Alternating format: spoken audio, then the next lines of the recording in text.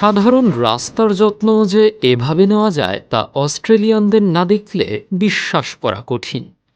বাংলাদেশের খানাখন্দ আর বেহাল রাস্তার বিপরীতে তারা স্ট্রিট লাইট ছাড়াই হাইওয়েগুলোকে জিরো ইলেকট্রিসিটি নির্ভর এক আধুনিক কাঠামোতে রূপ দিচ্ছে।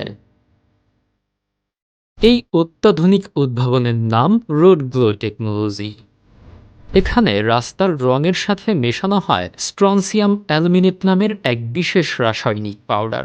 দিনের বেলায় এটি সূর্যের অতিবেগুনি রশ্মি শোষণ করে এবং রাতে কোনো বিদ্যুৎ ছাড়াই ৮ থেকে ১২ ঘন্টা একটানা নিয়ন সবুজ আলো বিকিরণ করে।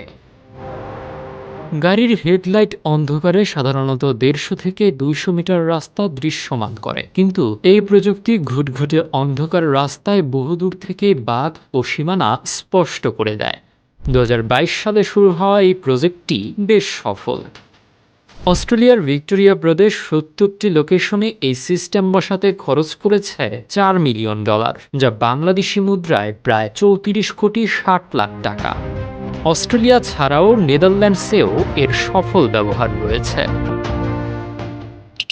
আমাদের ভিডিওগুলো রাজশাহী থেকে দেখছেন শাকিব, পিরোজপুর থেকে দেখছেন জহির, জয়পুরহাট থেকে দেখছেন রাইসুল, মিতু দেখছেন দিনাজপুর থেকে এবং উত্তরা থেকে দেখছেন আকাশ আহমেদ।